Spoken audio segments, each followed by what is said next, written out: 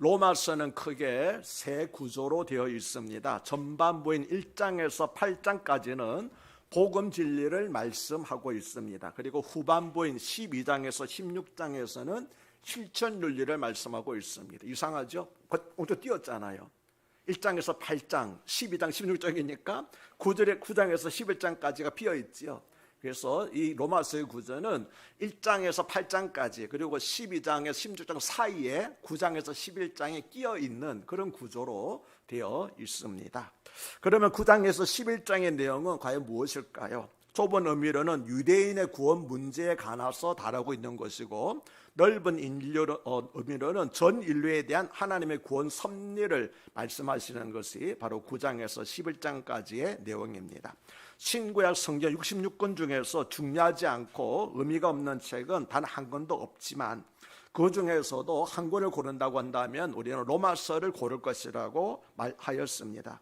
왜냐하면 로마서를 가리켜서 많은 사람들이 성경 중에 성경이다 또는 성경의 핵심이라고 말하고 있기 때문입니다. 또 성경의 금반지라고 한다면 로마서는 그 반지에 박혀있는 다이아몬드와 같다고 말하고 있습니다. 그런데 이 로마서는 모두 16장으로 구성되어 있는데 그 가운데서도 가장 중요한 한 장을 뽑으라면 몇 장입니까? 8장이라고 말씀을 드렸었지요. 그래서 로마서 다른 모든 성경이 없어진다 할지라도 로마서 8장만 있으면 기독교 교리를 다시 세울 수 있다고 말할 정도로 로마서 8장은 대단히 중요한 내용입니다. 사도 바울은 8장에서 죄와 사망의 법의 지배를 받던 우리가 그 법보다 상위법인 생명의 성례법을 지배를 받게 됨으로써 해방되었다고 선포를 하였고, 하나님의 뜻대로 부르심을 입은 사람은 모든 것에 합력하여 선을 이루게 된다는 것도 확인시켜 주었습니다. 또한 세상 그 어떤 것이나 어떤 피조물도 우리를 우리 주 예수 그리스도 안에 있는 하나님의 사랑 가운데서 끊을 수 없다라고 선언을 했습니다. 그렇다면 이제부터는 하나님의 은혜를 그냥 만끽하면서 살 것 같지 않습니까? 그런데 9장을 넘어가게 되면은 바울의 오조가 확 바뀌게 됩니다. 지금까지 감격에 젖어 있던 바울이 갑자기 내 마음속에 큰 근심과 고통이 있다라고 그렇게 고백하고 있기 때문입니다. 1절과 2절을 보니까 내가 그리스도 안에서 참말을 하고 거짓말을 아니하노라. 나에게 큰 근심이 있는 것과 마음에 그치지 않는 고통이 있는 것을 내 양심이 성령 안에서 나와 더불어 증언하노니라고 말씀하고 있습니다. 이 말씀부터 11장 마지막 절까지는 유대인들을 향한 하나님의 구원에 관해서 증가하고 있습니다. 더 크게는 아까 말씀드린 것처럼 전 인류에 대한 하나님의 구원 섭리에 대해서 말씀하고 있습니다. 본문이 1, 2절이 한 절처럼 되어 있는 것은 헬라어 성경에서는 1, 2절이 한 문장으로 되어 있기 때문에 우리 성경에도 그냥 1, 2절 하나로 묶어서 말했습니다.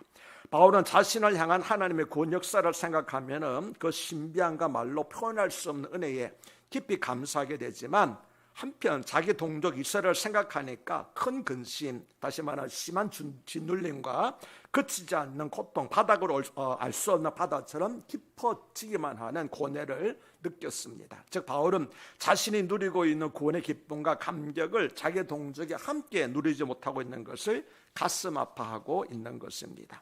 사도 바울은 하나님의 나라의 복음을 전하기 위하여서 어느 도시를 가든지 그곳에 있는 유대인들, 자기 동족들로부터 반대를 당했고 위협을 당했습니다. 심지어 루스드로에서는 유대인들부터 돌에 맞았는데 유대인들이 바울이 죽은 줄 알고 가마에 들고 말아가지고 성 밖에 버렸을 정도로 그렇게 심한 고난을 받았습니다. 그럼에도 불구하고 바울은 바로 그 정도 자기를 핍박하는 유대인들을 위해서 마음에 큰 깊은 고통과 근심이 있다라고 고백하고 있습니다. 이런 바울이야말로 우리가 8장에서 살펴보았던 성령의 사람, 성령의 감동에서 살아가는 사람의 표본이라고 할 수 있겠습니다.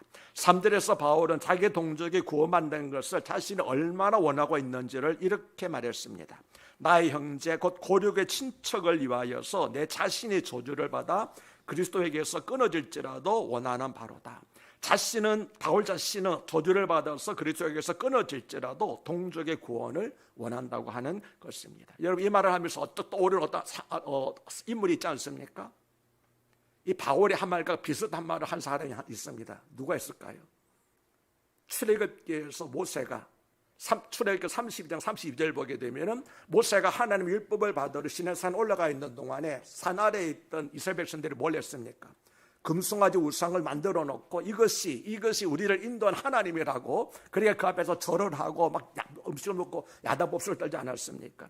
그래서 하나님께서 모세에게 말씀하시기를 내가 이 백성을 진노하노라. 이들이 이렇게 부패한 백성들을 내가 진멸해버리고 너에게 새로운 백성을 주겠다고. 그랬을 때 로마 출애굽기 32장 30절에서 모세가 뭐라고 말하냐면은 이 사람들의 죄를 용서하여 주시옵소서. 만약 이 사람들의 죄를 용서해 주지 않을 것이라면은 내 이름을 생명책에서 지워 주십시오라고 기도했습니다.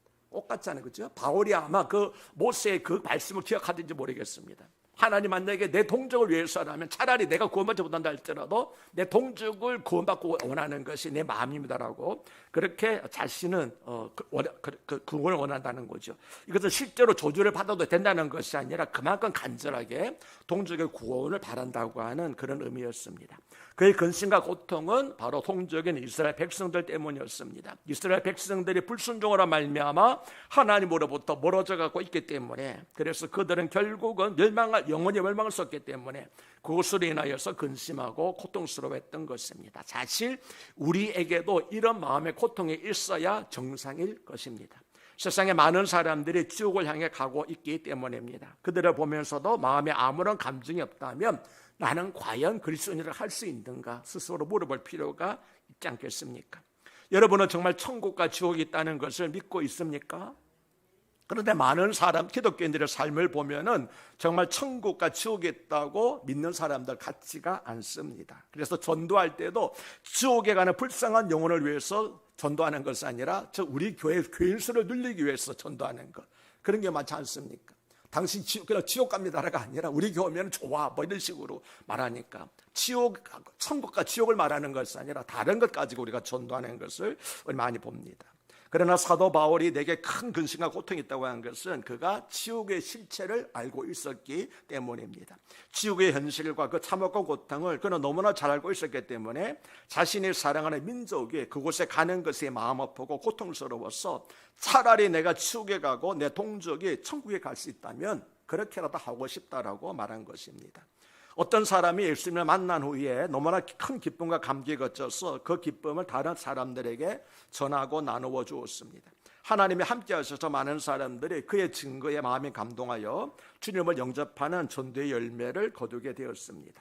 그가 전도할 때마다 하나님께서 능력을 주셔서 많은 사람들을 주께로 돌아오게 하였습니다. 그래서 전도의 사명을 가진 흔은 후에 목사가 되고 선교사가 되어서 평생을 주님을 위하여 일하게 되었습니다. 그러나 그에게는 남다른 아픔이 하나 있었는데 그것은 다름 아닌 예수 그리스도를 영접하는 것을 거절하고 오히려 믿음으로 살아가는 자녀를 못마땅히 여기는 부모 때문이었습니다.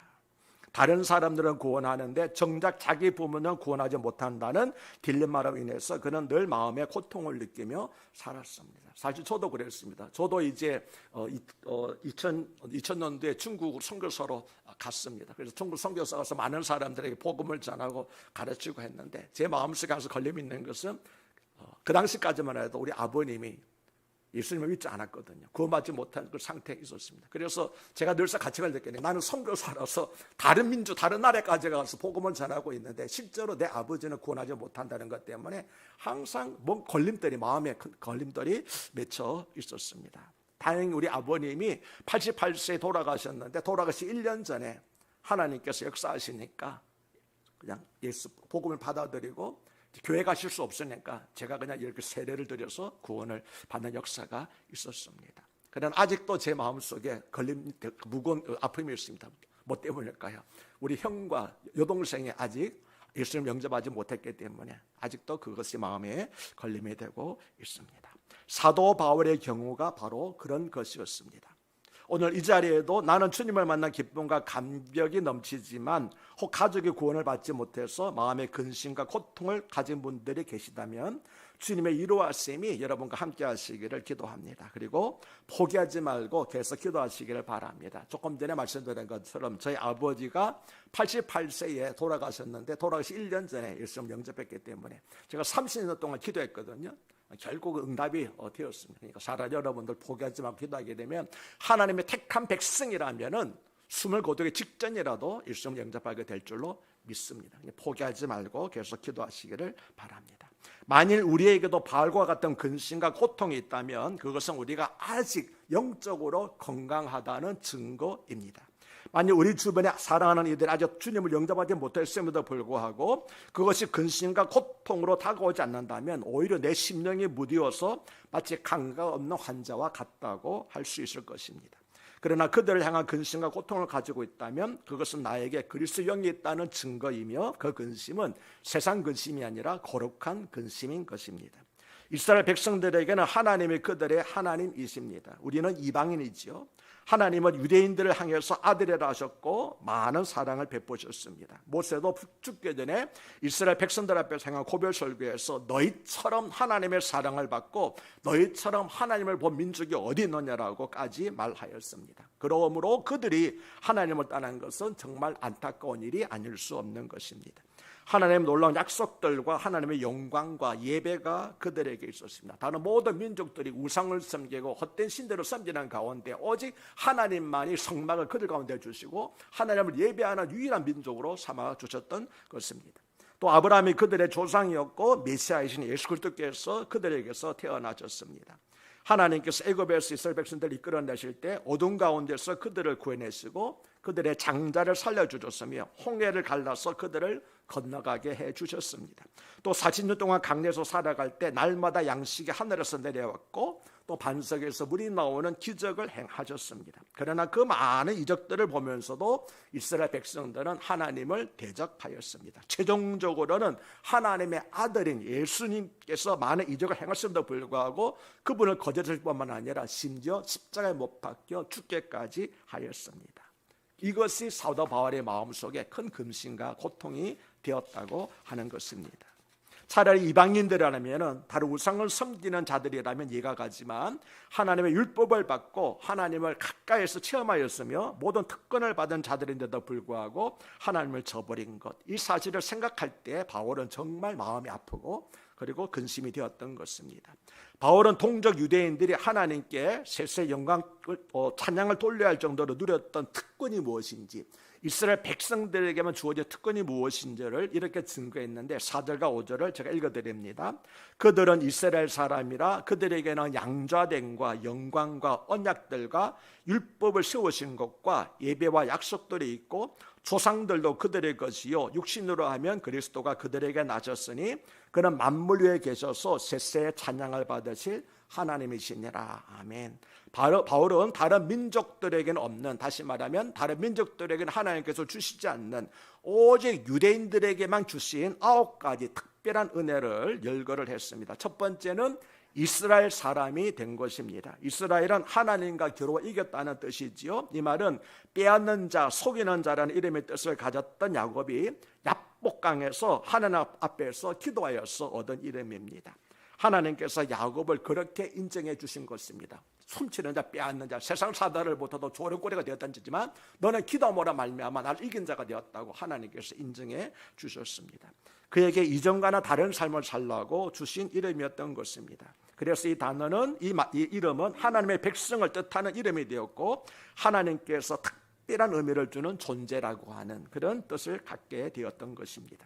두 번째는 하나님의 양자가 된 것입니다. 이스라엘 사람이 집단을 가리키는 것이라면 양자는 개개인을 가리킵니다. 그런데 성경에서 말하는 양자는 친자식이 없어서 데려왔다는 의미라기보다는 유산을 상속받을 자녀라고 하는 의미로 사용되고 있습니다. 출애굽기 4장에 보면 하나님께서는 모세를 바로에게 보내시면서 이스라엘은 내 아들 내 장자라고 친히 말씀을 하셨습니다. 이스라엘 하나님의 아들로 하나님의 장자로 삼으셨다는 것을 이방인의 상징적 대표자인 바로에게 선포하여 주신 것입니다. 네가 아니라, 네가 전 세계의 왕이라고 바로라고 말하지만 너는 내 아들이 아니라 이스라엘이 지금 너희가 노래로 보이고 있는 이스라엘이 내 아들이고 내 장자라고 하나님께서 말씀을 해 주셨습니다. 그것은 곧 세상 사람들에게 우리가 하나님의 자녀임을 선포하라고 하는 것입니다. 요한복음 1장 12절은 영접하는 자 곧 그 이름을 믿는 자들에게는 하나님의 자녀가 되는 권세를 주셨다고 말씀하고 있습니다. 우리도 예수 그리스도로 말미암아 하나님의 아들이 되었음을 온 세상에 자랑스럽게 선포해야 될 것입니다. 모세가 유대인이지만 바로왕 앞에서 하나님께서 내게 말씀하시기를 너 애굽 민족이 아니라 이스라엘 백성들이 하나님께 말씀하시기를 내 아들이요 내 장자라고 말씀하셨다 하는 것을 선포한 것처럼 우리도 담대히 자랑해서 내가 하나님의 아들이라고 자랑스럽게 선포하며 살아가시는 저와 여러분 되시기를 바랍니다. 세 번째는 하나님의 영광을 나타내 보여주신 것입니다. 본문에서 말하는 영광은 하나님의 역사하심의 신비함과 장엄함을 의미하는 말입니다. 세상에 어떤 사람들이 홍해가 갈라지는 것을 목도하고 구름기둥과 불기둥의 인도하심을 경험하였습니까? 또 하늘에서 내리는 만나를 먹고 반석에서 터져나오는 생수를 마신 민족이 세상에 어디 있습니까? 이스라엘 자손들만이 유일한 것입니다. 이처럼 하나님께서는 이스라엘 영화롭게 하셨으며 모든 민족 위에 뛰어난 이름을 갖게 하신 것이었습니다. 네 번째는 언약들을 주신 것입니다. 언약들은 하나님께서 당신의 궁유를 보여주시기 위해서 일방적으로 맺으신 약속을 가리킵니다. 하나님께서 이스라엘 민족과 처음 맺으신 언약은 바로 아브라함 언약입니다. 그래서 아브라함은 믿음의 조상이며 또한 언약의 조상인 것입니다. 창세기 12장 3, 4절에서 하나님께서는 아브라함과 언약을 맺으시면서 내가 너에게 복을 주어 복의 근원을 삼겠고 너로 말미암아 천하 모든 민족이 복을 받을 것이라고 약속하셨습니다. 이 언약을 통하여서 이스라엘은 모든 민족에게 복이 되는 축복된 민족으로 살아가게 되었던 것입니다. 이 언약은 모세와 다윗을 통하여서 시내산 언약과 다윗 언약으로 이어지게 되었습니다. 사람들은 이 언약들을 잊을지라도 하나님은 결코 이 언약을 잊지 않으십니다. 출애굽기 2장 24절과 25절을 보면 하나님이 그들의 고통 소리를 들으시고 뭡니까? 이스라엘 백성들이 애굽에서 신음하는 노역하는 것을 고통스러운 신음을 들으시고 무엇을 기억하셨습니까? 아브라함과 이삭과 야곱에게 세운 그의 언약을 기억하사 하나님이 이스라엘 자손을 돌보셨고 하나님의 그들을 기억하셨다라고 말씀합니다. 이스라엘 백성들은 400년 세월이 지나면서 하나님 언약 까맣게 잊었지만 하나님께 한시도 그 언약을 잊지 않으시고 그들의 고통 소리를 들을 때에 하나님께서 맺으신 언약을 기억해서 그들을 이끌어내셨다고 말씀하고 있습니다. 다섯 번째는 율법을 주신 것입니다. 하나님께서는 이스라엘 자손들에게는 율법을 주셨고 다른 민족들에게는 양심만을 주셨습니다. 양심을 주신 것도 다행스럽지만 하나님은 구체적으로 양심은 애매하잖아요. 하나님은 구체적으로 무엇이 선하고 바른 것이 틀린 것을 분명히 알 수 있도록 율법을 주셨습니다. 하나님께서 또 이스라엘 백성들에게 십계명을 주셨으며 또 주의 종도를 통해서 많은 말씀을 주셨는데 이처럼 말씀을 주시는 것보다 더 큰 축복은 없는 줄로 믿습니다. 왜 그렇습니까? 말씀이야말로 우리 영혼의 양식이기 때문입니다. 다른 것들은 육신의 양식이 될지 몰라도 영혼의 양식은 될 수가 없습니다. 하나님의 말씀만이 우리 생명의 양식, 영혼의 양식이 되는 줄로 믿습니다. 그 영혼의 양식을 하나님께서 주신 것입니다. 여섯 번째는 예배자가 되게 하신 것입니다. 아까도 말씀드린 것처럼 다른 모든 민족들은 다 우상을 섬기고 거짓 신들을 섬겼지만 하나님께서 성막을 주심으로써 이스라엘 백성들만큼은 하나님을 섬기도록 그렇게 해주셨습니다. 하나님은 광야 이스라엘 백성들에게 성막을 짓도록 하셨습니다. 12지파가 동서남북으로 세 지파씩 성막을 중심으로 배치되었고 성막 위에는 하나님의 임재를 상징하는 무엇이 있었습니까? 구름 기둥이 항상 있었지요. 그래서 성막에 나아가는 것은 그들이 항상 임재하시는 하나님을 만난다는 의미가 있었습니다. 그래서 모세가 말하기를 우리처럼 하나님이 항상 계셨던 민족이 어디 있느냐, 가까이 계신 민족이 어디 있느냐라고 말씀하셨습니다. 하나님 어디에 계셨습니까? 이스라엘 백성들 가운데 계셨기 때문에 임마누엘의 하나님이었던 것이 있지요. 그 성막이 나중에 예루살렘 성전이 되었고 바벨론 포로 시기에는 회당이 되었으며 예수 그리스도 이후에는 무엇이 되었습니까? 교회가 된 것입니다. 그래서 바로 교회의 그것이 성막이 모형인 것이죠. 예배는 하나님께서 자기 백성을 만나주시는 현장과 같습니다. 대통령과 악수하기를 원하는 시민이 직접 찾아가서 만나려고 하면은 중간에 여러 제재를 당해가지고 만날 수가 없습니다. 성취하기가 어려울 것입니다. 그러나 대통령이 직접 재래시장을 찾아가서 상인에게 손을 내민다면은 그때는 그 상인이 손만 자기에게 내민 대통령의 손을 잡기만 하면 되는 것입니다. 이처럼 인간의 창조주 하나님을 찾아가는 것은 대통령을 찾아가는 것보다 만나는 것보다 더 어렵지 않습니까? 그러나 하나님께서 찾아오신다면 이야기가 달라지는 거죠. 대통령이 찾아오면 이야기가 달라지는 것처럼 하나님이 찾아와 주셔서 우리를 만나주신 그게 뭡니까? 바로 예배라고 하는 것입니다. 아멘이십니까? 이것이 바로 예배의 축복이라는 것입니다. 7번째는 약속들을 주신 것입니다. 우리가 생각할 때 언약 있잖아요. 언약과 약속이 뭐가 다릅니까? 언약과 약속은 거의 비슷하지만 다른 점이 있습니다. 언약은 약속은 언약과는 조금 다른 것으로 영원한 왕과 제사장 선지자로 오시는 그리스도에 대한 약속을 가리켜 말합니다. 단순 언약이 아니라 약속이라고 하는 것은 언약 가운데서도 특별히 예수 그리스도에 대한 약속을 가리켜서 우리 약속이라고 말합니다. 구약 성경에는 메시아의 오심에 대한 수백 개 약속이 있습니다. 하나님께서는 그 약속을 하나도 빠뜨리지 않고 다 지켜주셨는데 아직 성취되지 않은 그리스도의 약속이 하나 있죠. 그건 다시 오실 그리스도의 약속인데 지금까지 다 지켜주셨기 때문에 이 약속도 지켜줄 줄로 믿습니다. 8번째는 믿음의 조상들을 주신 것입니다. 아브라함과 이삭과 야곱과 모세와 요셉과 다윗 수많은 믿음의 조상들을 이스라엘 백성들에게 주셨습니다. 이름만 되면 알만한 수많은 조상들입니다.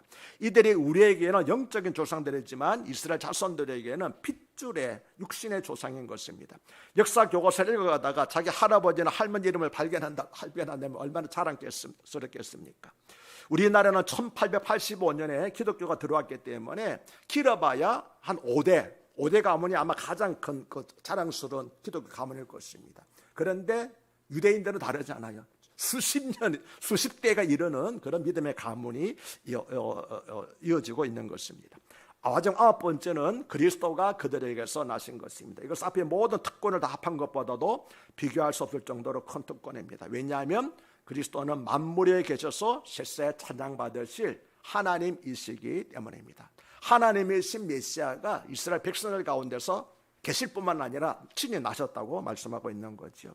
그리스도는 하나님의 최고의 영광이며 언약과 율법과 약속의 완성입니다. 이렇게 9가지 복된 은혜를 입은 이스라엘이지만 정작 그들은 아브라함과 다윗의 후손으로 그리스도 메시아가 오셨을 때 영접하지 않았던 것입니다. 그리고 바울의 고통과 근심이 바로 여기에 있었던 것입니다.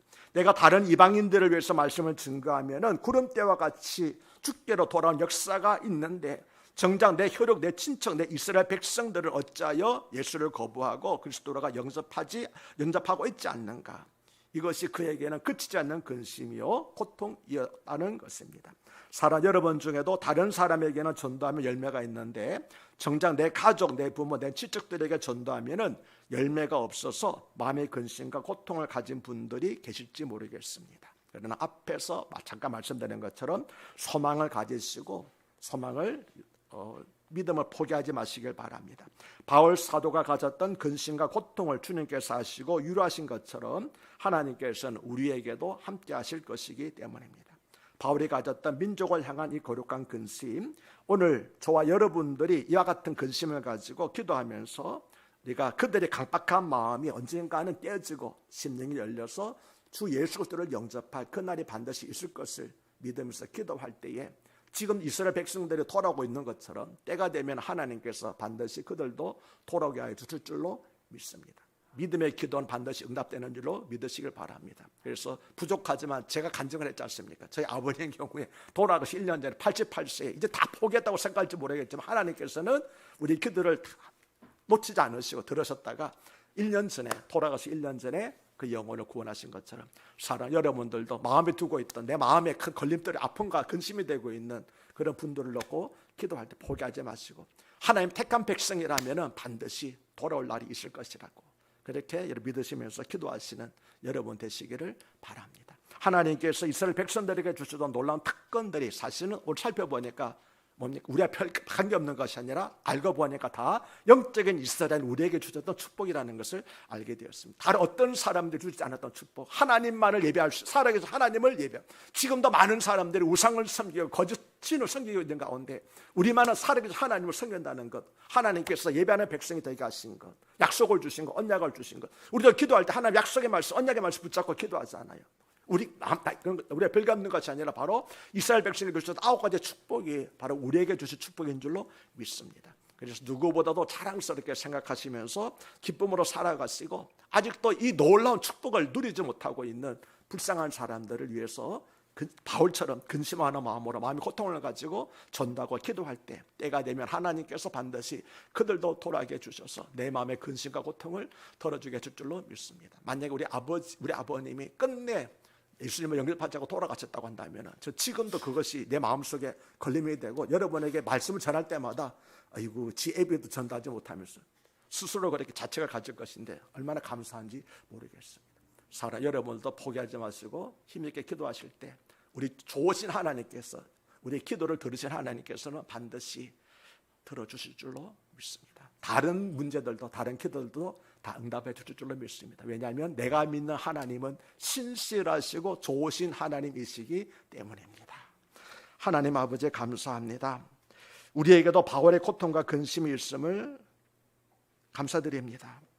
바울의 심정을 알게 하시니 감사합니다. 낙심하지 않고 결코 좌절하지 않으며 어떤 피조물이라도 그리스도 사랑에서 끊을 자가 없음을 다시 확인하면서 또 하나님 택한 백성은 반드시 때가 되면 구원받을 것을 믿으면서 부지런히 내 부모와 형제를 자녀를 위해서 또 주변 사람을 위해서 기도하며 나아가는 저희들이 되게 하여 주시옵소서. 주여 내 친척의 구원을 위해서라면 내 이름을 생명책에서 지워도 좋습니다라는 그런 바울과 모세와 같은 심정으로 살아가는 저희들이 되게 하여 주시옵소서. 우리 주 예수 그리스도를 받들어 간곡히 기도드리옵나이다. 아멘.